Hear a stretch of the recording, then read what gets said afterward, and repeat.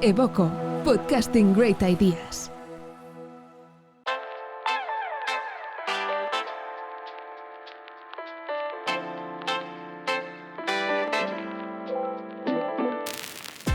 El doctor Eduard Estivill porta anys ensenyant-nos a dormir bé.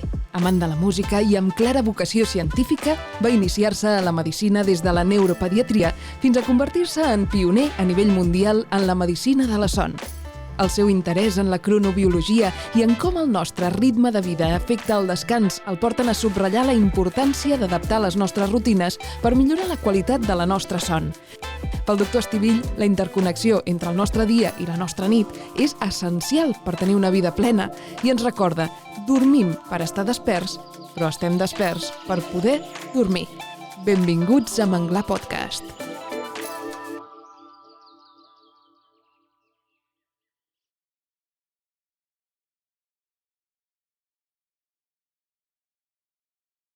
Doctor Eduard Estivill, benvingut a Manglar. Com estàs? Molt content d'estar aquí. Aquesta situació és nova per mi. Mira que he anat a entrevistes, però algo tan bonic com això no ho havia fet mai.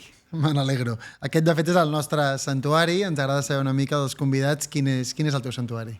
Bé, jo on em sento còmode, de veritat, és quan tinc una guitarra a la mà i puc cantar alguna cançó, perquè m'agrada fer cantar la gent i això és el que em fa més feliç.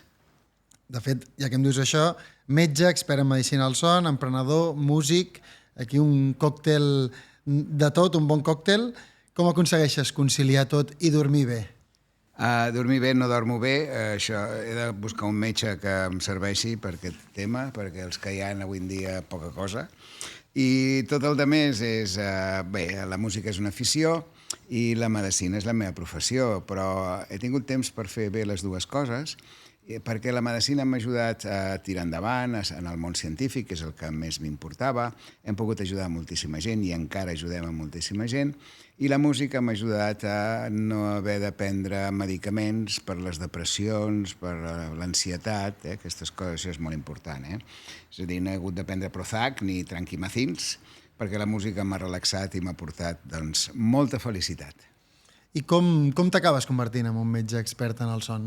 Tots són casualitats a la vida. Jo vaig començar a estudiar medicina i, en principi, la meva, diguem-ne, primera vocació o la primera idea de què volia fer era ser neuropediatre. Jo portava un grup d'esplai amb nanos amb paràlisi cerebral i mentre estudiava medicina, i em va interessar molt aquest tema d'aquests nanos perquè veien moltes problemàtiques que són molt difícils de tractar. I vaig fer pediatria i després neurofisiologia, que és l'especialitat que es necessitava per fer medicina del son. Que va venir després i per casualitat, perquè a les proves de neurofisiologia són els electroencefalogrames. I aleshores, per fer aquesta prova amb un nen i amb un adult igual, ha d'estar quiet. No es pot moure mentre fem la prova. I l'única manera que teníem de que el nen estigués quiet era fent-lo dormir. I a sobre li cantàvem cançons, o sigui que era tot una barreja. I aquí em va portar a fer aquesta especialitat de medicina del son, perquè em va començar a interessar el son, primer amb aquests nens amb moltes patologies, i per això vaig estudiar a la Vall d'Hebron, vaig fer les especialitats a la Vall d'Hebron, vaig estar 8 anys treballant com a adjunt a la Vall d'Hebron, després 8 anys més a Sant Joan de Déu, i després ho vaig engegar tot a dida i me'n vaig anar als Estats Units a fer l'especialitat del son, que ja sabia moltes coses perquè ho fèiem servir per la feina de neuropediatre, però allà als Estats Units va ser on vam completar tots els estudis, i al tornar és quan vam començar a obrir la primera unitat de son, que en principi era jo sol amb una taula i una cadira i un aparell per fer unes proves de son, i ara ja som molt més grans. Déu-n'hi-do, quina trajectòria. Vas començar pels nens i d'allà va sortir el conegut mètode Estivill. Sí, mètode Estivill és la fórmula que diuen les mamàs carinyosa. O sigui, jo no he inventat res, jo no tinc cap mètode, jo sóc un científic, jo no invento coses, no? Aleshores, el que vam fer, una de les feines que jo feia ja quan estava als Estats Units, era estudiar el son dels nens més petitets. Vaig començar estudiant el son dels prematurs, després els dels recent nascuts, després els nens una mica més grans, i als Estats Units vaig completar tota la formació de no només nens, sinó també adults. A l'arribar aquí, quan jo estava als Estats Units, i allà amb un dels companys, que era el Richard Ferber, vam començar a estudiar el son dels nens. Al tornar aquí, amb ell vam començar a pensar que podríem escriure algunes normes, que són les normes científiques que avui en dia la Societat Americana del Son accepta i que recomanen tots els pediatres. I a partir d'aquí van venir aquesta sèrie de normes. Clar, això es va fer molt popular, aleshores popular perquè no és una opinió, sinó que és un coneixement científic. I això què fa? Doncs que quan s'aplica correctament soluciones el problema. Això és el que té de bo, tot el que ens envolta està dintre del món científic en el sentit que està estudiat, demostrat, que no són idees personals, i això és el que hem fet fins ara. S'ha fet molt popular perquè hem ajudat a moltíssims nens. Aquest llibre s'ha traduït a 19 idiomes. Penso que estem ara ja pels 4 milions de llibres, i això fa que hem pogut ajudar a moltíssima gent i que sigui molt popular entre les mamàs. Molt bé. Aquí deixa'm que faci una falca una mica personal, perquè en el meu cas nosaltres tenim 2 fills, la filla gran va néixer als Estats Units... Estàs aprofitant per fer una visita de franc. I ho intento, clar. Val, ja ho entenc. Però el segon sí que va néixer aquí. Vale? No, per això el tema son el tenim solucionat, però en gran part una mica atzarós, perquè la nostra filla gran va néixer als Estats Units, doncs no sabíem res de nens, com tothom. I vam seguir una mica les indicacions de la pediatra que teníem allà, i des del primer moment hi havia molt focus amb el tema del son, i ens van acompanyar molt, i des dels primers mesos ens deien que als 3 mesos hauria d'estar dormint ja tota la nit, ens van explicar com fer-ho, un acompanyament o com a mínim un focus científic molt important en el son. Molt bé. En canvi, l'experiència amb el segon fill aquí és que a nivell pediàtric quasi que ni en parlàvem.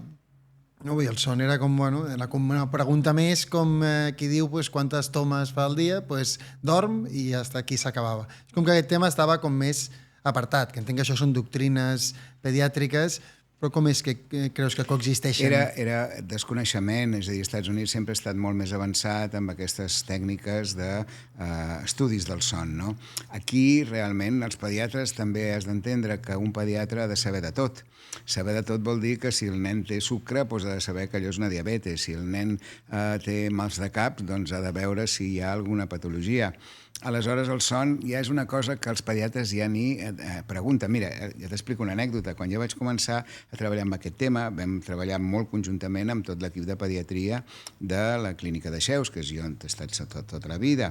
I aleshores els meus companys em deien: ostres, això va molt bé, això que expliques, aquestes normes, perquè va molt bé, perquè nosaltres els pediatres hi ha 2 coses que no preguntem mai a les mares. Dic, què vols dir?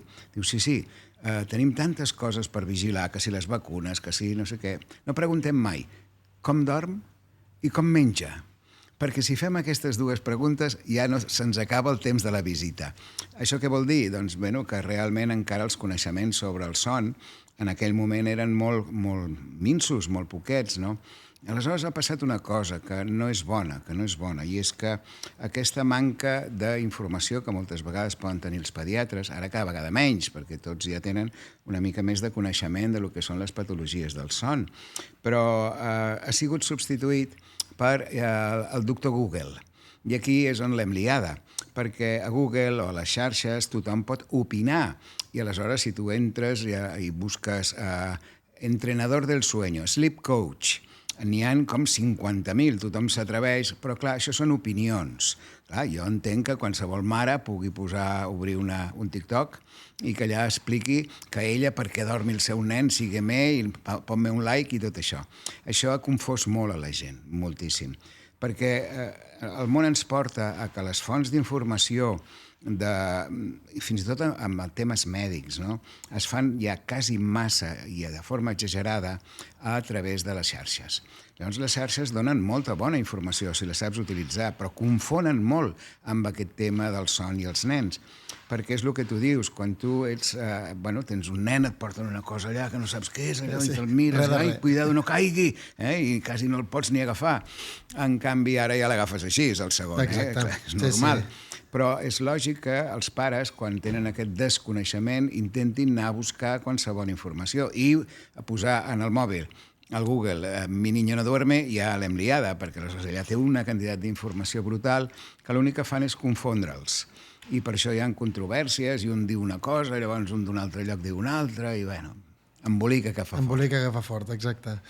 Si ja saltem als adults o una concepció més general del son, bueno, tens diversos llibres publicats, però m'agradaria que parlem una mica del mètode Tokei. Que, bueno, em parles de cronobiologia, que jo ho he descobert amb el mètode Tokei, el concepte. Es pot explicar una mica què és la cronobiologia? Sí, tenim la sort de que la medicina del son és molt novedosa, és a dir, només fa més de 70 anys que hem començat a estudiar el que és el son de la gent, perquè abans ens pensàvem que quan dormíem no passava res i ara hem descobert que passen moltes més coses que quasi que quan estem desperts. Això fa que contínuament tinguem avenços amb coneixements, no? I un dels coneixements més importants ha estat amb això que n'hi diem cronobiologia. La idea és la següent. Dintre del cervell hi ha un petit grup de cèl·lules que és el nostre rellotge biològic. Aquest grup de cèl·lules està condicionat genèticament perquè els humans ens faci dormir de nit i estar despert durant el dia. Això és un ritme circadiari. Circa vol dir a la vora. Diari, 24 hores. Vol dir que es repeteix a la vora de 24 hores. No és exactament 24, sinó és 24,6. És a dir, repetim, dormim, estem desperts, dormim, estem desperts.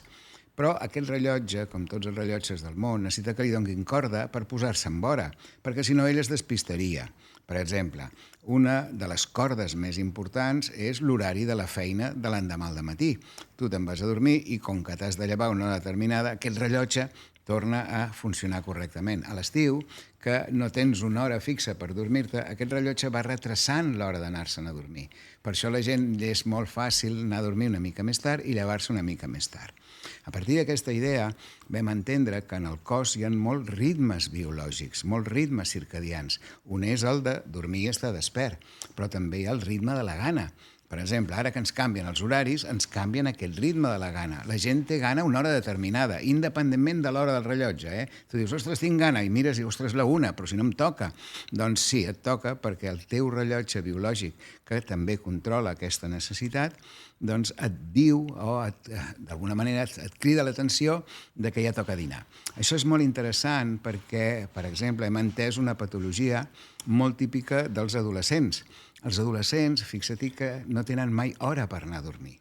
Els és molt fàcil retrasar l'hora d'anar a dormir. En canvi, si els deixessis dormir l'endemà, es llevarien a les 10 del matí. No és que dormin molt, perquè potser se'n van a dormir a la 1 i dormen fins a les 10. Són les 8 hores que necessiten o una mica més. Però què passa? Com que hem après que aquest rellotge biològic a l'adolescència es retrassa i si no té una corda molt fixa, que són les rutines, les normes, fins i tot les rutines familiars, aquest rellotge dels adolescents es pot desplaçar i això dona alguna de les patologies. Bueno, ens ensenyen poc, entenc, no?, a escoltar el cos. Seguim una mica el tema. El del menjar és molt bon exemple, no? Totalment. Perquè si tu estàs acostumat a menjar a les 2, et canvien l'hora i no ho adaptes, no? Solament seguiràs menjant a les 2, tot i que el teu cos... Que això és un desastre, Saps que nosaltres, els especialistes en son, estem molt en contra dels canvis horaris. Un canvi horari no és adequat per a la nostra salut, no? Perquè ens fan això, el nostre rellotge biològic, ens el fan primer, quan toca ara, per exemple, afegim una hora més, vol dir que tenim gana una hora abans i tenim son una hora abans. Després, quan ve l'estiu, passa al revés. Aleshores, què passa? Que contínuament aquest sistema de biologia, diguem-ne, circadiana, es veu alterada. I això ho noten sobretot, per exemple, els nanos. Un nen de recent nascut o un nen de 6 mesos, 8 mesos, que pren els biberons a una hora determinada o està acostumat a menjar a una hora determinada, de sobte li retraces una hora i li fas menjar quan ell ja fa una hora que té gana. Ara és el que passa ara, no? Aleshores, això estem en contra perquè, d'alguna manera, són connotacions de salut lligades amb la política que fa que nosaltres fem aquests canvis d'horari, no? Hi ha molts països que no canvien l'horari. Per exemple, Xina no canvia l'horari, Japó no canvia l'horari, Argentina no canvia l'horari, Mèxic no canvia l'horari, i l'horari bo és aquest que tenim. Ja sé que això que dic no us agrada gens, a ningú agrada. Perquè, clar, la gent diu, home, però és que ara a les 6 de la tarda ja és fosc, Evidentment. Per què? Doncs perquè si ens llevem a les 6 o a les 7 del matí ja tenim llum, la llum ens dona energia. En canvi, quan se'n va la llum, el cervell comença a fabricar una substància que es diu melatonina, i aquesta substància, al cap de 2-3 hores de començar a fabricar-se, és la que ens fa dormir. Què passa a l'estiu? A l'estiu tothom està molt content perquè pot anar a prendre una cerveseta quan ha acabat la feina. Això vol dir que a les 9, 9 i mitja ja encara hi ha llum. Clar, però si ens anem a prendre la cervesa a les 9, 9 i mitja, vol dir que arribem a casa més tard. I si arribem a casa més tard, totes les rutines de casa retracen. En canvi, com que som uns pringats, l'endemà al matí ens hem de llevar a les 7. Per tant, anem més curts de son. I això és el que passa quan tenim l'horari d'estiu. Jo t'he de dir que a mi l'horari d'ara és el que em va bé perquè jo sóc de matins. I ara que et dic això, al llibre parleu, no?, de que hi ha gent que és més de matins. Això, si ens pots explicar una mica... Això és molt xulo, això és una de les coses que hem après, no? Que ja quan parles amb la gent ja t'ho diuen, no? I dius, ostres, a mi em va molt bé llevar-me d'hora, i aleshores jo funciono bé, però clar, a les 9 de la nit no em diguis res, perquè no serveixo. En canvi, hi ha aquests estan molt ben vistos a la societat, molt ben clar, perquè sou els que arribeu d'hora a la feina, que esteu a punt per tot, i en canvi a les 9 de la nit no és hora de treballar, no? En canvi, els que són nocturns són els que a la nit poden estar treballant fins a les 12 de la nit, envien missatges, mails, i l'endemà diuen, com és que no m'has contestat si eren les 11? I tu dius, no, a les 11 jo ja estic dormint. En canvi, ells fins a les 10 del matí no serveixen per res. Això és molt interessant, perquè aproximadament un 50% de la població té un horari entre les 9, 10, 11 de la nit fins a les 6, 7, 8 del matí. Aquest és l'horari normal, diguéssim, no? L'habitual. Però l'altre 50%, un 25%, són nocturns i l'altre 25% són diürns. Això és molt important per als torns d'algunes feines, per exemple. Ara estem fent un treball amb els Mossos d'Esquadra, que estem estudiant com és el seu cronotip. Aleshores els hi donem la informació i ells mateixos poden ajustar els seus ritmes amb les seves feines. I això farà, per exemple, que a tu, si et fan fer una guàrdia de nit, la faràs fatal. En canvi, si tu et lleven a les 5 del matí per començar a fer una feina, ho faràs magnífic. Sí. Pel que entenc una mica el que expliques, és important adaptar l'horari una mica al teu cronotip. Però clar, a vegades, per exemple, si penso en gent que està, per exemple, emprenent o començant un negoci, a vegades seguir aquestes rutines, aquests horaris, és complexa, i si a això li sumes les preocupacions, els maldecaps, d'incertesa una mica del dia a dia, és molt difícil dormir bé en aquest context. Sí, dormir malament és un símptoma. La gent que dorm malament, que té insomni, que es desperta per la nit, que li costa començar a dormir, tot això en diem insomni. L'insomni és un símptoma. Un símptoma és una cosa que ens passa, però sempre hi ha una causa que el provoca, d'acord?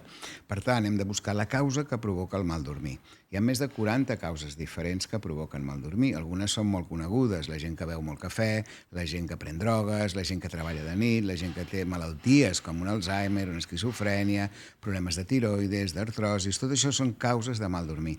Però n'hi ha una que és la més habitual, que no és una malaltia, que és la conseqüència de com vivim nosaltres el dia.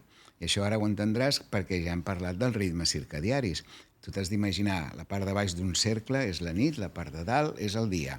El dia influencia amb la nit, i la nit, en funció de si has dormit bé, influencia en el dia.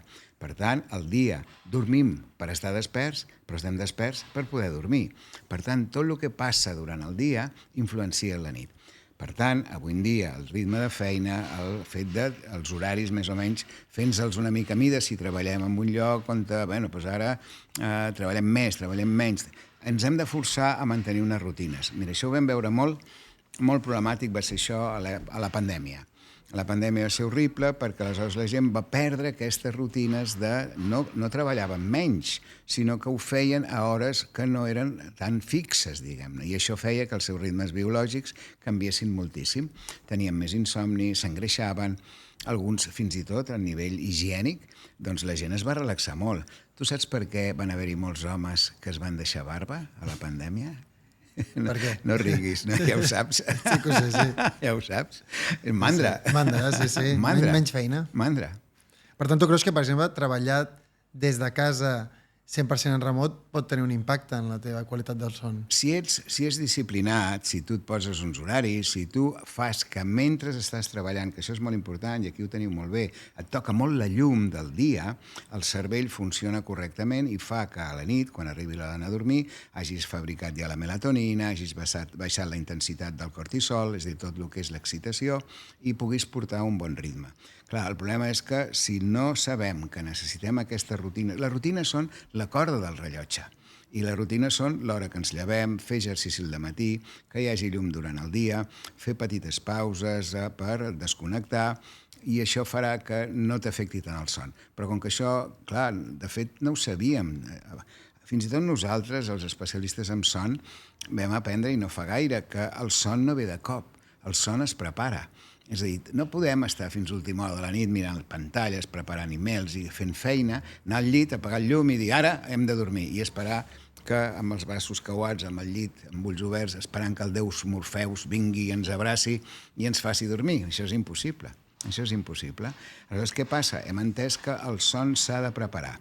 Per això, 2 hores abans d'anar a dormir, recomanem que s'apaguin les pantalles i no passa res. I no passa res per apagar el mòbil. No s'acaba el món. No, el món ha funcionat durant molts anys sense aquests aparatets, que ens ajuden molt, però els hem de saber utilitzar. I el que hem de fer en aquestes 2 hores és, per exemple, sopar sempre, com a mínim, 2 hores abans d'anar a dormir.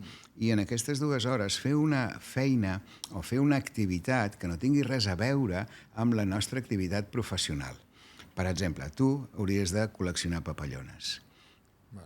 M'ho apunto. I això et faria desconnectar totalment sí. I t'aniries a dormir perfecte. El problema és que si tu escoltes una ràdio o veus la tele ja l'has liat, perquè el que faràs és analitzaràs la que fa aquella gent i diràs, ostres, aquest tio no ho fa bé, o això es podia fer millor. Mira la crítica, no?, i donar voltes. Clar. Abans parlàvem de la sobreinformació, la que es té a dia d'avui amb Google. Hi ha una altra font de sobreinformació, que és ara els smartwatches o totes aquestes mètriques que tu pots aconseguir ara de la qualitat de la teva son i... Què en penses de...? Que és horrible, això. És un lío brutal. Clar, perquè aquests sensors seran el futur, Atenció, que tot això és tecnologia que anem endavant, com el mòbil mateix. Això és tecnologia que ens portarà molts, o ens porta molts beneficis. Però, per exemple, aquests smartwatch el que fan és donar-te informació, però no és exacte. Els del son, concretament, confonen quan estàs quiet amb son. Això fa que les dades que obtens no són les mateixes. Nosaltres en fem servir d'aquests rellotges, són molt més sofisticats, no més grans, són també petitets, però ens donen altres informacions que són més adequades. Aquestes són només informatives, però clar, és que et mereixen tot el dia. Si has donat 10.000 passes, tu quan has comptat les passes que dones? Jo li deia al meu pare fa temps, ell és mort, però li deia, has comptat les passes? Què dius, Eduard, les passes? Com he de comptar les passes, jo? Has fet 10.000 o 11.000? Exacte. I deia, per què ho vols saber, això? No, i les pulsacions, com tens les pulsacions? Bueno, les pulsacions, si corro més, va més de pressa. Faig bona cara o no? Clar, exacte. És horrible estar pendent de tot això, horrible. Una cosa, així per acabar, sí que m'agradaria de parlar de 2 mites del son i que em donis la teva opinió d'expert. La primera és, el son es recupera? Mira, per contestar bé això i quan tingui tothom, primer hem d'entendre que el son és un taller de reparació. Mentre dormim, el que fem és reparar tot el que hem gastat durant el dia i reparem la part física i la part intel·lectual. Per tant, el son és un taller. Per saber que és un taller, o entenent que és un taller, entendrem altra cosa bàsica, és quantes hores necessitem dormir. Per exemple, un nen de 5 mesos, 7 mesos, 1 any, posem-ho, 2 anys, que es mou molt i que aprèn molt, necessita que el taller funcioni com a mínim 11 hores cada dia. Un adolescent, com que segueix movent bastant, no tant com un nen de 5 anys, i segueix aprenent coses, necessita 9 hores. Un adult en necessita 8. El 90% de la gent necessita 8 hores. Només n'hi ha un 10% que en necessiti 6. O, millor dit, el 80% necessitarien 8 i un 10% en necessitarien 6 i l'altre 10% necessitarien 9. Els que necessiten 6, cuidado, perquè molta gent diu, no, jo amb 6 hores en tinc prou. I aquests són els que després diuen, bueno, però és que jo recupero al final de setmana. El son no es recupera, perquè has dormit avui per no tenir son demà. Ningú diu, no, jo dino només els dilluns i al cap de setmana recupero i es queden tan amples, sí? Això no ho diu ningú, no? Clar, per què? Perquè tindries gana, no? Doncs aquí passa el mateix. I l'última part de la vida, que és a partir dels 65-70 anys, amb 6 hores en tenen prou. I això és molt important explicar-ho, perquè saps què passa? Que quan som joves tenim molta son i molt poc temps per estar al llit. Quan som grans tenim molt temps per estar al llit i poca son, perquè a partir dels 60 anys ja no ens moguem tant, ja no aprenem tant, perquè ja sabem moltes coses, per tant, amb 6 hores i un parell de petites siestes en tenim prou per dormir. Doncs mira, m'has respost al segon mite, que era el tema de les hores per dormir. Per tant, fantàstic. Doncs moltes gràcies, doctor. Ha sigut un plaer conversar amb tu. Jo crec que hem après molt del son. I res, un plaer, i esperem trobar-te per aquí per Manglar més endavant. Quan vulgueu estic a la vostra disposició i ha estat molt agradable. Gràcies.